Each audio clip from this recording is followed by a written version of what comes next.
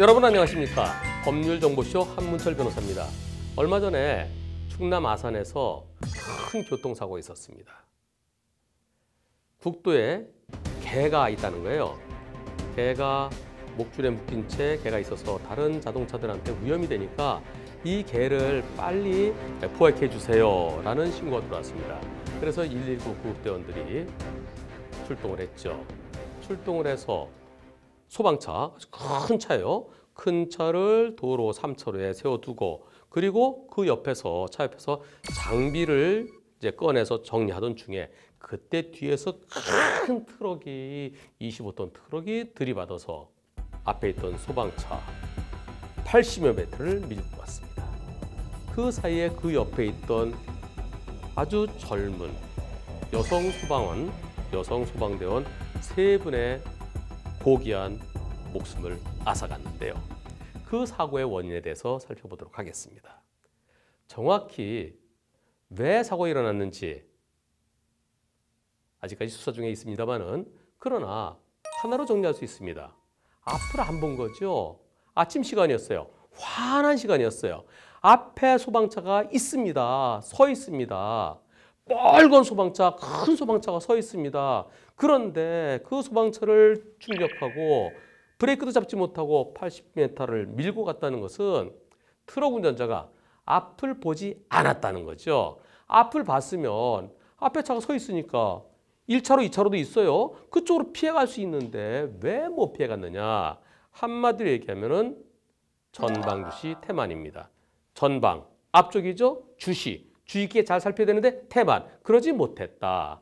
앞을 잘 보지 않은 이유는 어떤 것들이 있을까요? 우선 요즘처럼 노곤할 때 졸음운전 살짝 졸 수가 있습니다. 여러분들도 경험 있으실 거예요. 운전을 장시간 하다 보면 잠깐 깜빡할 때가 있습니다. 그 깜빡하는 그 사이 예컨대 시속 100km로 달릴 때 고속도로에서요. 1초 깜빡하면은 28m를 갑니다. 2초면 56m죠. 3 내지 4초 정도 되면은 저 앞에 가던 차가 터널 입구에서 그 앞에 차들이 밀려서 차가 쓰는 것을 보지 못하고 그냥 들이받을 수 있죠. 졸음운전, 음주운전보다도 훨씬 더 무서운 겁니다. 음주운전은 그래도 눈을 푹 뜨고 나름대로는 조심하려고 하지요. 물론 운전 능력은 현저히 떨어지지만 졸음운전은 앞을 안 보고 눈을 꽉 감고 운전하면 앞에 뭐가 있을 때 멈추지 못하기 때문에 대형 참사로 이어질 수 있습니다. 또 졸음운전만큼 위험한 거 한눈 파는 겁니다. 한눈 파는 것의 대표적인 것이 핸드폰, 휴대전화 조작할 때요. 휴대전화 조작하면서 어떤 경우는 한 손으로 운전, 한 손으로 문자 보내는 경우도 있어요. 그 문자 보내는 동안 앞에 이렇게 보면서 이것도 보고 이게 되겠습니까? 문자를 그냥 한 글자 정도, 그 정도라 그러면 잠깐 한다고 하겠지만 어떨 때는 여러 글자를 쓰면서 앞을 보면은 앞에 잠깐, 그 잠깐이 그것이 1초, 2초 사이에 어떤 상황이 벌어질지 모르는 거죠. 그리고 또 위험한 거, DMB 시청. DMB 시청하게 되면 특히 요즘 이제 야구 한참 시즌이 됐죠. 내가 좋아하는 팀이 딱 나와서 공을 던졌다. 네, 쳤습니다.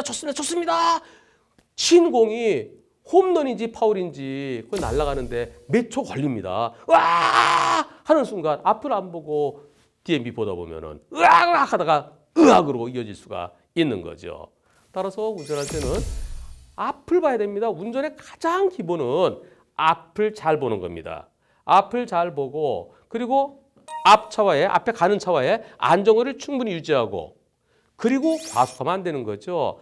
앞을 아무리 잘 보더라도 앞차의 간격이 너무 가까우면 앞차가 멈출 때 내가 따라 멈추지 못하는 거죠. 그래서 안전거리가 필요한 거고요. 안전거리를 충분히 유지했지만은 내 차가 과속이면은 제때 멈추지 못하고 들이받는 거죠. 이번 사고는 앞에 소방차 가는 게 아니고 서 있었습니다. 서 있는 소방차, 큰 소방차, 빨간 소방차, 그걸 왜 못 봤을까요? 음주운전은 아닌 걸로 밝혀졌죠. 그렇다고 그러면 살짝 졸았거나 핸드폰 조작했거나 아니면 DMB 시청했거나 다른 데를 쳐다보면 안 되고요. 다른 생각하면 안 되고요. 앞만 잘 봐야 돼요. 앞을 그냥 보는 게 아니라 잘 봐야 됩니다. 그러면서 앞에 뭐가 있으면은 그 차를 피해서 갈 수 있도록 부드럽게 피해갈 수 있도록 미리 준비를 하면서 또 앞에 뭔가 있으면 내가 브레이크를 잡을 수 있도록 또는 앞차가 멈추면 나도 따라서 브레이크 잡을 수 있도록 이렇게 앞쪽을 잘 보면서 앞에는 항상 뭔가 나타날 수 있습니다. 도로는 궤도가 아니에요. 궤도는 쭉 가면 되죠. 기차는 그 궤도를 따라서 철로를 따라서 앞으로 쭉 가면 됩니다. 케이블카도 그 선을 따라 쭉 가면 됩니다.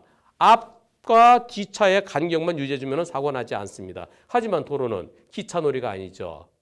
앞에 가는 차가 나한테 들어올 수도 있고 앞에 가는 차가 쓸 수도 있고 앞에서 어떤 일이 벌어질지 모릅니다. 또 가끔 가다가 무단횡단하는 보행자가 나타날 수도 있고요. 따라서 운전할 때 특히 요즘처럼 노곤할 때는 항상 최상의 컨디션을 유지하면서 앞을 잘 살피는 것이 필요합니다.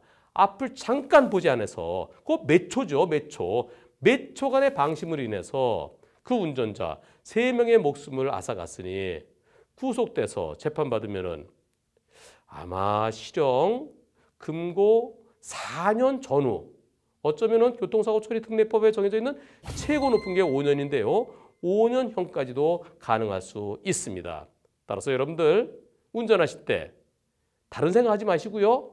앞을 잘 보는 것이 제일 중요하겠습니다.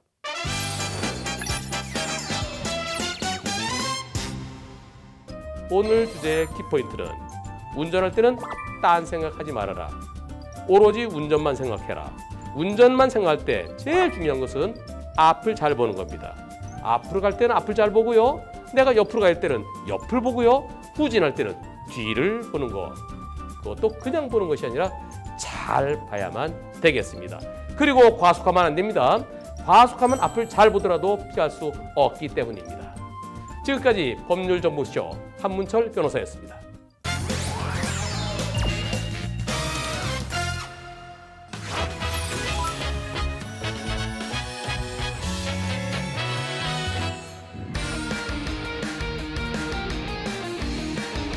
안녕하세요.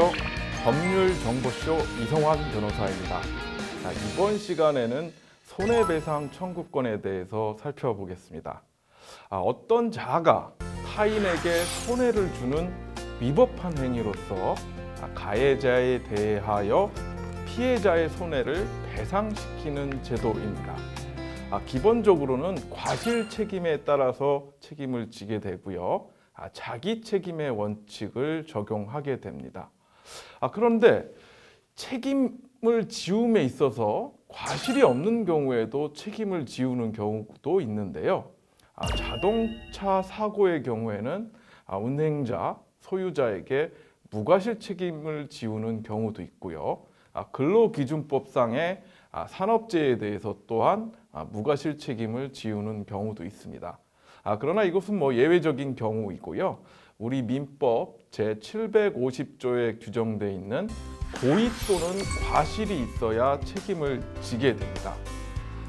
우리가 어떤 잘못을 했을 때 국가로부터 형벌을 받는 형법이 있는데요.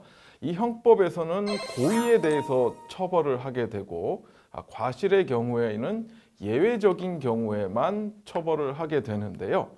민법상의 이 손해배상 청구권은 고의 또는 과실에 대해서 책임을 지우고 있기 때문에 형벌과는 다소 차이가 있다라는 점이 있습니다. 그 다음에 이제 불법행위의 유형 중에 특수한 불법행위들이 있습니다. 첫 번째는 책임 무능력자를 감독하는 자의 책임인데요. 예를 들어서 3살짜리 어린아이가 가게의 물건을 파손한 경우에 이 3살짜리 아이에게 손해배상 책임을 지울 수는 없겠죠. 이럴 경우에는 아이의 부모, 즉 친권자가 책임을 지게 됩니다. 또는 유치원의 아주 어린 아이들이 사고를 치거나 타인에게 손해를 입힌 경우 그 아이를 감독하고 있던 교사에게 책임을 물을 수도 있는 겁니다. 그 다음에 사용자 책임이라는 것이 있는데요. 예를 들어서 식당에서 일을 하고 있는 종업원이 물을 쏟았다거나 뜨거운 물건을 엎질러서 피해를 입히는 경우가 되겠는데요. 이럴 경우에는 경제적 능력이 낮은 종업원을 상대로 손해배상을 청구할 수도 있겠지만 재력이 풍부한 음식점 주인에게도 손해배상을 청구할 수 있습니다. 그다음에 이제 공작물에 대한 책임이 있는데요. 길을 가거나 어느 곳을 가든지 설치되어 있는 공작물이 있습니다. 간판과 같은 것인데요. 이것이 보존 또는 설치상의 어떤 하자로 인해서 떨어지거나 넘어지면서 타인에게 손해를 가한 경우, 이럴 경우에는 그 공작물의 소유자, 점유자가 책임을 지게 됩니다. 그 다음에 우리가 산책을 하다 보면 개를 데리고 나오는 경우가 있는데요. 이 애완견으로부터 어떤 손해를 입게 될 경우에는 그 동물의 점유자, 개를 데리고 나온 사람이 되겠죠.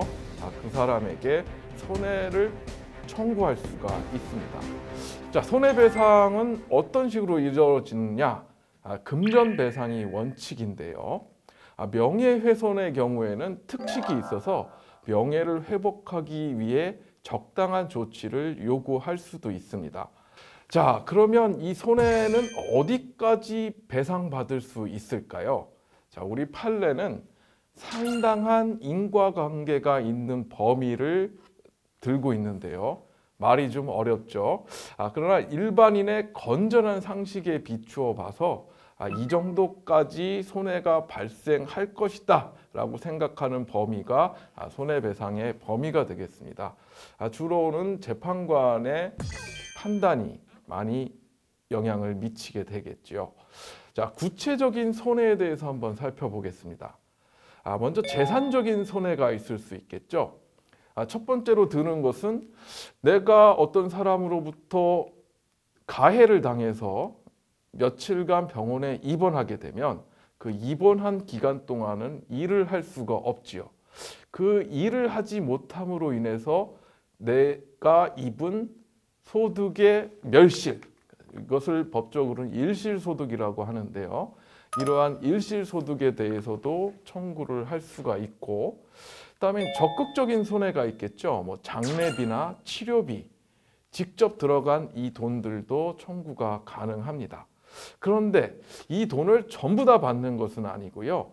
그 손해 발생에 있어서 피해자에게 과실이 있다면 30%, 40% 이렇게 일정 비율에 의한 상계가 이루어지게 됩니다. 그 다음에는 정신적인 손해에 대해서도 배상이 가능한데요. 우리가 흔히 위자료라고 얘기하지요. 정신적인 피해를 금전을 받음으로 인해서 어느 정도 위자할 수 있기 때문에 그 정신적인 손해에 대해서도 금전적인 배상을 청구할 수가 있습니다. 자, 이 손해배상금을 어떻게 산정하느냐?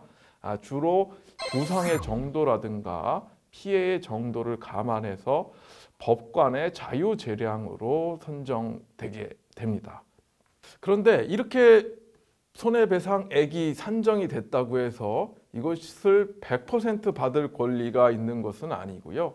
그 배상액이 지나치게 과다하다거나 가해자에게 특히 참작할 만한 사유가 있을 경우에는 배상액의 일정액을 경감할 수도 있습니다.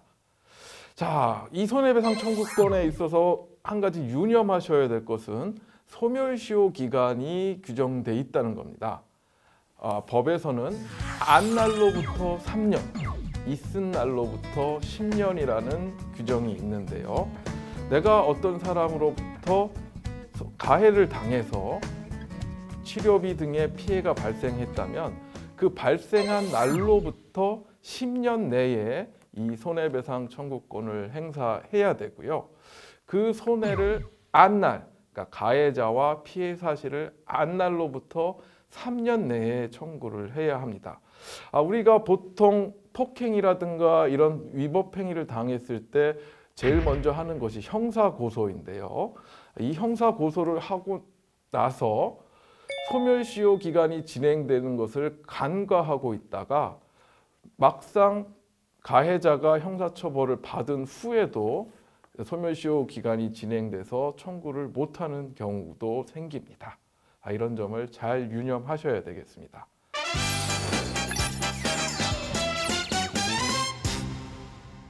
이번 주제의 키포인트는 어떤 이로부터 손해를 입었을 때는 그에 대한 손해배상 청구권이 발생한다입니다. 여러 가지 형태의 손해배상 청구권이 우리 법은 규정하고 있습니다. 그렇기 때문에 내가 받은 피해에 대해서는 적극적으로 법률상 권리를 행사하셔서 손해를 배상받아야 하겠습니다. 지금까지 법률정보쇼 이성환 변호사였습니다. 감사합니다.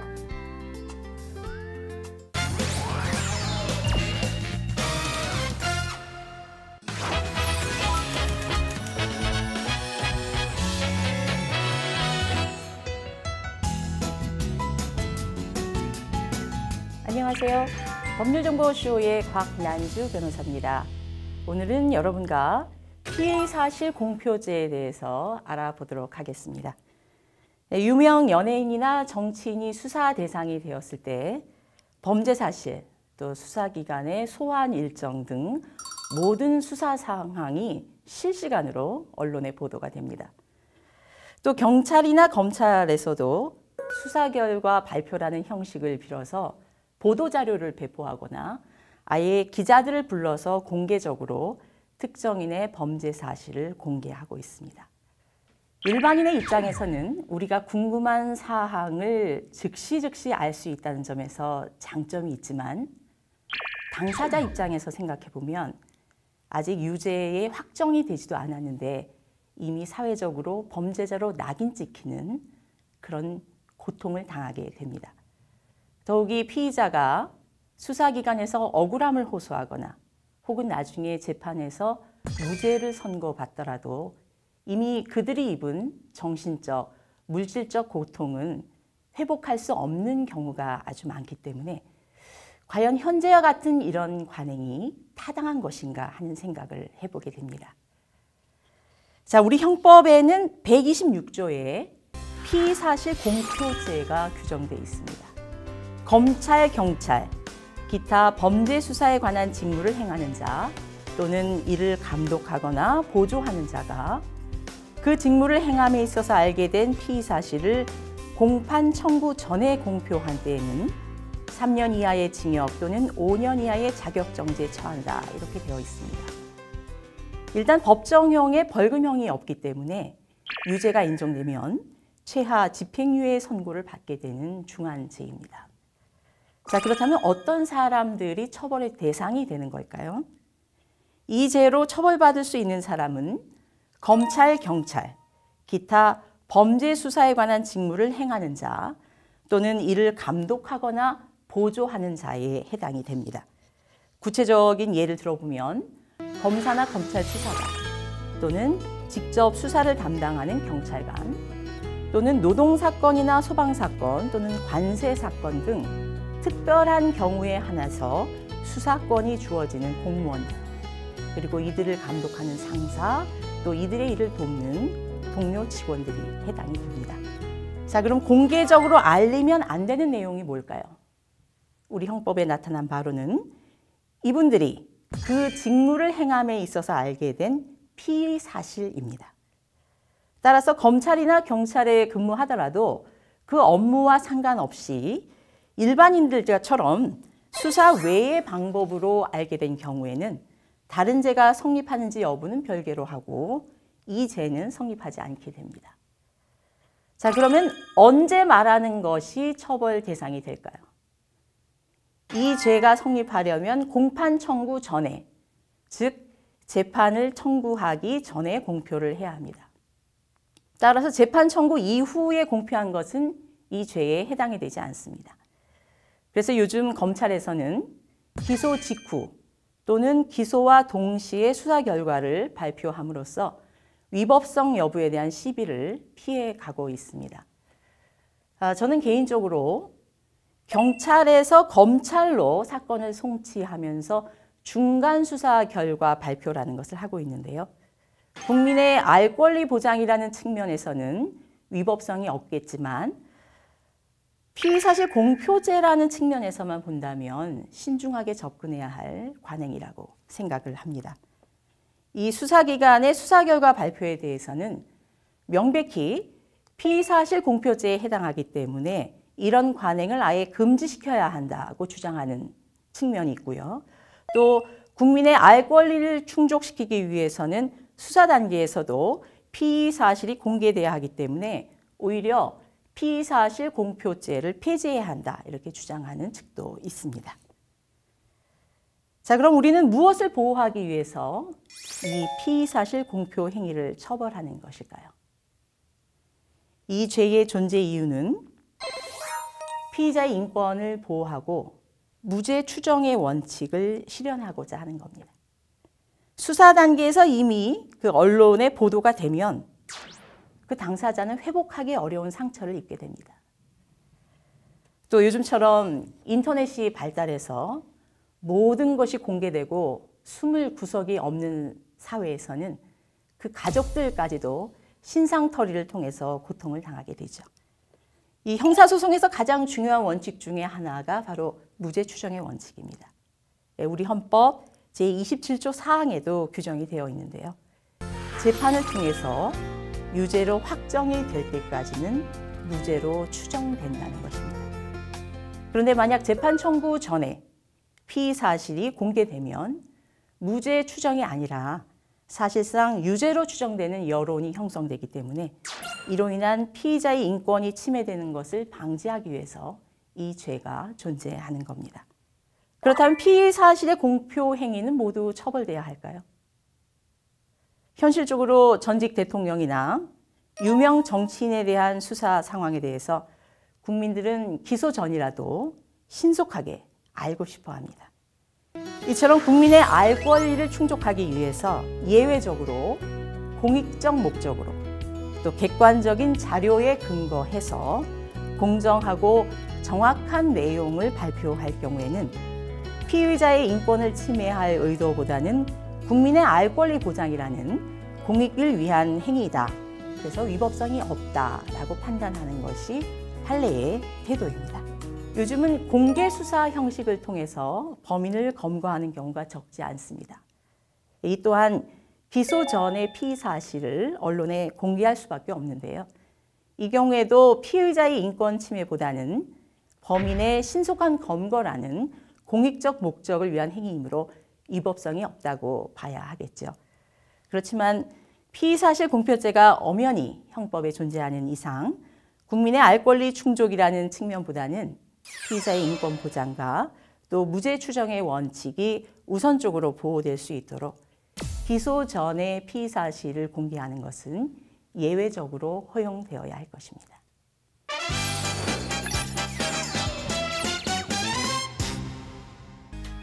오늘 주제의 키포인트는 피의사실 공표죄는 검찰, 경찰 등이 업무와 관련해서 알게 된 피의 사실을 재판 청구 전에 공개할 때 성립이 됩니다. 그렇지만 예외적으로 국민의 알 권리를 충족시키기 위해서 공익적 목적에서 객관적이고 공정한 절차를 통해 발표하는 것은 허용될 수 있습니다. 자, 오늘은 피의사실 공표죄에 대해서 알아봤는데요. 앞으로 언론 보도를 접하실 때 무죄 추정의 원칙과 또 국민의 알 권리를 비교하시면서 피의사실 공표죄의 존재 필요성에 대해서 생각해 보시면 좋을 것 같습니다. 자, 지금까지 법률정보쇼의 광란주 변호사였습니다. 남은 하루도 행복하십시오. 감사합니다.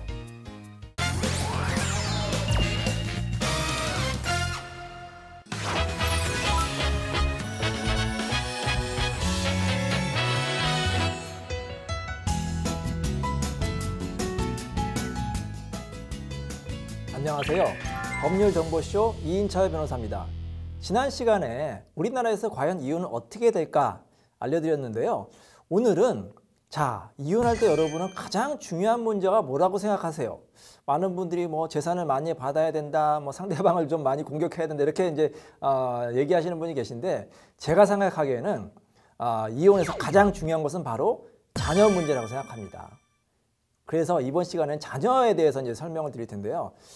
자, 여러분 이혼을 하시게 될 경우에 많은 분들이 나는 이혼을 정말 하고 싶다 이렇게 이제 결심하시는데 자녀들 때문에 이제 주저하시는 분들이 많아요. 특히 요즘에 유행하고 있는 황혼이혼. 황혼이혼이 왜 그러면은 제가 여쭤보세요. 왜 그동안 참고 사셨어요? 대부분의 말씀이 자녀 때문에요. 자녀가 대학 갈 때까지는 참아야죠. 대학교 가고 나면 자녀가 결혼할 때는 참아야죠. 결혼하고 나서도 자녀가 애 낳을 때까지 참아야죠. 이렇게 참고 참다가 황혼이혼 하신 분이 많거든요. 자, 황혼이혼 같은 경우에 자녀가 다 성인이기 때문에 큰 문제가 없지만 자녀가 아직 미성년자일 경우에 우리 법에서 자녀의 나이가 만 19세 미만일 경우에는 미성년자라고 이제 인정을 하는데요. 이렇게 어린 자녀들을 과연 누가 키워야 될 것이냐, 이 문제가 바로 아주 중요한 문제라고 볼 수가 있습니다. 자, 그럼 여러분은 이혼하면은 자녀를 누가 키워야 한다고 생각을 하세요? 많은 분들이 경제력이 있는 사람이 자녀에 대해서 친권과 양육권을 갖는 게 아닙니까? 이렇게 생각하시는 분들이 의외로 많아요. 아주 예전에는 그렇게 판단을 했다고 해요. 경제력이 중요하니까 경제력이 있는 아버지가 친권자가 돼야 되고 아이를 키워야 된다. 그건 이제 예전에 이제 그렇게 이제 판단했고요. 요즘에는 그렇지 않습니다. 우리 가정법원 같은 경우에는 요즘에 이제 이혼에 대해서 이제 여러 가지 연구를 이제 하고 계시는데 특히 자녀 문제에 대해서 굉장히 이제 신경을 많이 쓰고 계세요. 그래서 과연 이혼했을 경우에 자녀가 어디에 이제 있는 게 과연 자녀의 복리, 자녀의 행복에 이로운지를 꼼꼼하게 따지게 됩니다. 그래서 물론 경제력도 보게 되지만 가장 중요한 것은 자녀에 대한 애정과 관심이 더 중요하다. 이렇게 이제 생각을 하게 되겠습니다. 자, 근데 판사님이 엄마가 자녀에 대해서 애정이 높은지 아빠가 자녀에 대해서 애정이 높은지 사람의 마음속을 꿰뚫어 볼 수도 없고 참 어려운 문제잖아요. 그래서 어떻게 판단하냐면 제가 이제 오랫동안 실무 경험을 하니까 과거에 자녀를 누가 잘 키웠습니까? 그걸 물어보고요. 특히 현재 지금 재판 중에 자녀가 어디 있습니까? 이거를 물어보세요. 왜냐하면 이혼을 하게 될 경우에는 대부분의 부부가 이제 따로 떨어져 살잖아요. 별거를 하게 되는데 그때 누군가는 자녀를 데리고 있겠죠. 자녀를 잘 키우고 있겠죠. 그 사람이 자녀 친권과 양육권에 절대적으로 유리하다고 볼 수가 있습니다. 예를 들어서 어머니하고 아버지하고 막 싸웠어요. 싸웠는데 아버지가 나 못 살아 하면서 이제 집을 나가버렸어요. 그리고 1년, 2년 동안 그냥 연락도 잘 안 하고 집에 생활비도 안 줍니다. 어머니가 근근히 생활하면서 자기 이제 친정 식구들 도움 받아가면서 자녀를 잘 키우고 있었어요. 근데 2, 3년 후에 아버지라는 사람이 나타나서 내가 이제 키워야겠습니다. 엄마 자격 없어요. 이렇게 얘기하면 과연 판사님이 받아줄까요? 아니죠. 엄마가 키우라고 하겠죠. 반대로 엄마가 춤바람에 나가지고 집을 나가버렸어요. 그래가지고 그냥 띵가띵가 맨날 놀러 다니고 자녀는 관심도 없어요. 그래가지고 아버지가 정말로 직장도 다니면서 자기 이제 할머니 도움 받으면서 자녀를 잘 키웠습니다. 근데 2년 있다가 이제 엄마라는 사람이 찾아와가지고 내가 이제 내 배 아파서 났으니까 내가 키우겠습니다. 이렇게 주장을 받아줄까요? 아닙니다. 그래서 우리 법원에서는 현재 그리고 과거에 누가 자녀를 잘 데리고 있는지를 판단하게 됩니다. 그런데 좀 애매한 경우가 있어요. 이제 둘이 이제 같이 동거를 하거나 아니면 이제 그 아내가 이제 가정폭력 때문에 잠깐 이제 집을 나온 거예요. 근데 이제 아빠가 이제 애를 안 보여준다. 이렇게 이제 재판하는 경우가 많거든요. 그러면 이제 아이 엄마는 정말로 이제 눈물로 밤을 새웁니다. 정말 아이가 너무 보고 싶은데 아빠는 아이 보여주지도 않고 그래서 이제 법원에 친권 양육권을 주장하는 경우가 많은데 이 경우에도 사실 엄마가 자녀를 데려온다는 보장은 없어요. 그래서 만약에 이혼을 하게 될 경우에는 부부가 서로 자존심 가지고 싸우지 말고요. 자기도 잘 알 겁니다. 정말로 상대방이 자녀를 키우는 게 난지 자기가 키우는 게 난지 잘 생각을 해보시고 협의를 결정을 하시고 협의가 되지 않을 경우에는 부득이 가정법원이 판단을 하게 됩니다. 그래서 자녀를 반드시 데리고 있어라. 그래서 이런 경우도 있었어요. 심지어는 이제 아빠가 자녀를 데리고 있었는데 아니 엄마가 자녀를 데리고 있었는데 그 자녀를 뺏어오는 경우가 있어요. 뭐 심지어는 뭐 이렇게 자기 친구들 아니면 뭐 자기 식구들 다 데려와가지고 억지로 이제 뺏어서 탈취당하는 경우가 있는데 한 번 자녀를 탈취당한 경우에는 나중에 데려오기가 굉장히 힘드니까 자녀를 꼭 키우겠다고 생각하시는 분들은 자녀를 절대로 상대방에게 뺏기지 마시기 바랍니다. 자, 그러면 자녀를 만약에 엄마가 키웠다, 아빠가 키웠다. 그럴 경우에는 자녀를 키울 때 돈이 많이 들잖아요. 그래서 뭐를 청구하게 되겠죠? 양육비를 청구하게 되겠죠. 그래서 엄마가 키울 경우에는 아이 아빠한테 양육비를 청구하고 반대 마찬가지입니다. 아이 엄마가 만약에 이제 소득이 있을 경우에는 아이 아빠도 양육권이 있는 경우에는 아이 엄마한테 양육비를 청구할 수가 있습니다. 자, 근데 요즘에 물가 너무 비쌌잖아요. 자녀 교육비 얼마나 많이 듭니까? 식비도 많이 들고요. 그래서 양육비가 이제 예전보다는 많이 올랐어요. 이제 서울가정법원에 보면은 양육비 산정 기준표가 있습니다. 그래서 예전에는 뭐 1인당 뭐 30만 원, 40만 원, 50만 원 이렇게 인정이 됐는데 요즘에는 이제 수입에 따라서 자녀 이제 나이에 따라서 50만 원에서 100만 원, 150만 원, 200만 원, 1인당 자녀 1인당 이렇게 이제 청구할 수가 있으니까 양육비를 꼭 챙기시기 바랍니다. 자, 근데 양육비를 안 주는 경우가 있어요. 아이 아빠가 아이 엄마가 미우니까 아이 그래 내 아이니까 내 새끼니까 양육비를 주는 건 맞는데 저 사람한테는 주기 싫어요. 양육비 주면 저 사람이 다 그냥 흥청망청 써버려요. 그래서 양육비 안 준다고 주장하는 경우가 있어요. 또 아유 제가 이제 대출비도 갚아야 되고요. 아니면 부모님도 용돈도 드려야 되고요. 양육비 줄 돈이 없어요.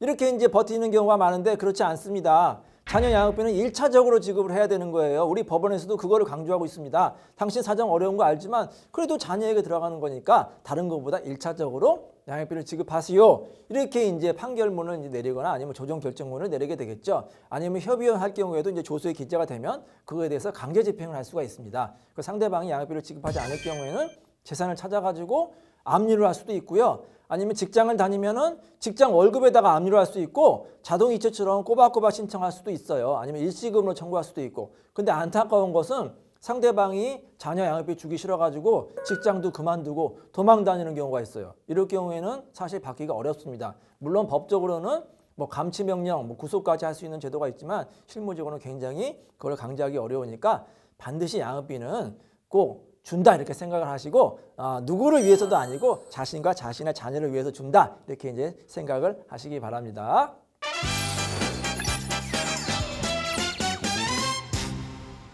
오늘의 키포인트는 이혼했을 때 가장 중요한 문제인 자녀에 대해서 이제 알아봤는데요. 자녀는 누가 키우는 것인지 잘 알 거예요. 자녀의 행복과 복리를 위해서 부부가 원만하게 합의를 하시고 합의가 되지 않으면 부득이 법원에 신권과 양육권을 신청하는데 무엇이 가장 중요하다? 자녀를 잘 데리고 있는 것이 가장 중요합니다. 자, 지금까지 법률정보쇼 이인철 변호사였습니다. 감사합니다.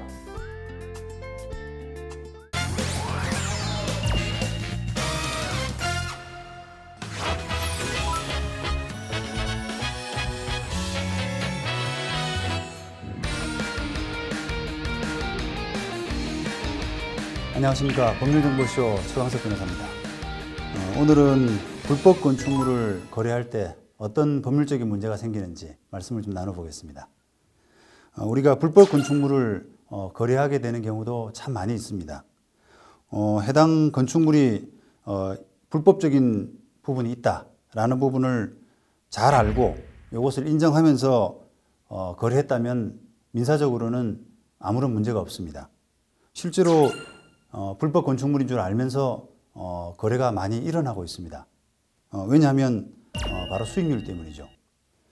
그런데 이런 사실을 알지 못하고 거래를 하게 되면 상당히 복잡한 분쟁에 휘말리게 됩니다.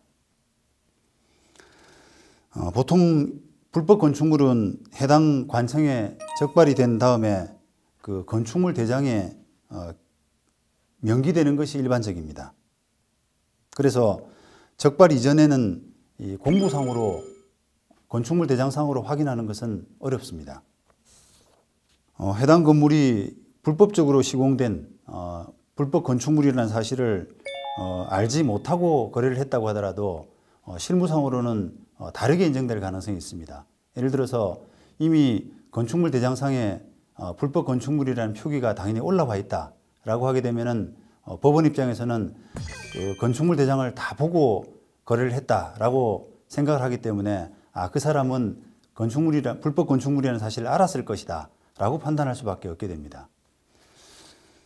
자, 그래서 이 부동산 거래를 할 때는 실제로 불법 건축물이라는 사실을 몰랐지만 건축물 대장에 올라와 있다든지 또는 누가 보더라도 유관상으로 분명한 이런 하자 이런 부분들은 재판 과정에서 불법 건축물이라는 사실을 알고 거래했을 것이다 라고 이렇게 오해를 받을 수 있기 때문에 이런 경우를 대비한다 그러면 거래 과정에 상당히 많은 주의가 필요할 수 있습니다. 왜냐하면 나중에 분쟁으로 이어져서 중개업자라든지 또는 불법 건축물을 매도한 사람들을 상대로 손해배상을 청구한다 또는 계약 해제를 한다라고 하는 그런 소송을 하는 과정에서는 그 불법 건축물이라는 부분을 내가 모르고 거래했다라는 부분에 대한 입증 책임 자체가 그 주장하는 사람, 다시 말하면 건물을 매수한 사람에게 있기 때문에 그 입증 책임이 고스란히 돌아가기 때문입니다. 그래서 이런 그 불법 사실을 모르고 거래했다는 부분을 미리 녹취라든지 이런 확인서를 통해서 입증할 필요가 있습니다. 대부분 이 사건이 분쟁으로 가게 되면 상대방, 다시 말하면 건물 파는 사람 입장에서는 사는 사람이 이미 그것을 잘 알고 거래를 했다. 단지 문서로만 남기지 않았을 뿐이지 그런 부분은 다 알고 거래했다. 왜냐하면 건축물 대장에 이미 나와 있는 거 아니냐. 또는 이미 육안으로 볼 때 불법 건축 부분이 확연히 나타날 수가 있다. 라고 하는 주장을 하기 때문에 과연 누구 말이 진실인지 하는 부분이 오해가 될 수밖에 없다는 겁니다. 이 불법 건축물에 관한 분쟁은 손해를 입증하기도 상당히 힘든 사건이라고 할 수 있습니다. 불법 건축으로 인해서 만약에 매매 계약의 목적을 달성할 수 없다라고 하면 계약을 해지할 수가 있겠죠. 하지만 그렇지 않은 정도라 그러면 결국은 이 불법 건축물에 대한 부분으로 인한 손해배상, 이 부분으로 이제 재판이 진행되게 되는데 이 손해배상 액수가 만만치가 않습니다.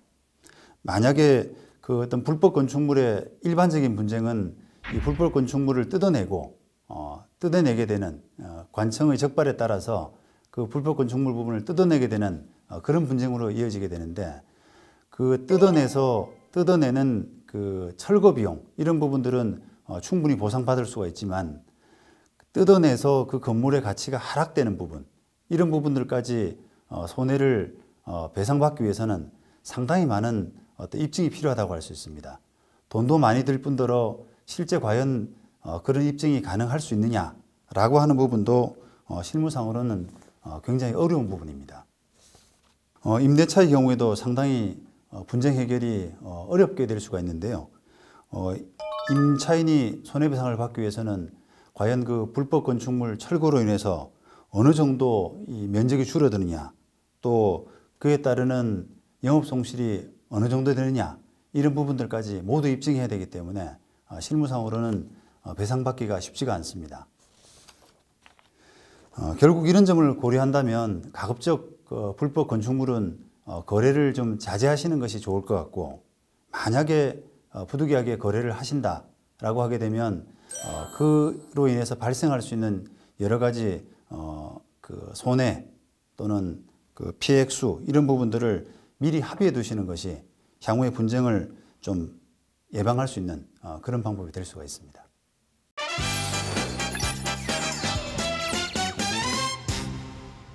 이번 주제의 키포인트는 부동산 거래를 할 때 불법 건축물이 아닌지라고 하는 부분을 정확하게 확인하기 위해서 반드시 거래 과정에서 건축물 대장이나 현황 이런 부분들을 상세하게 비교할 필요가 있다는 겁니다.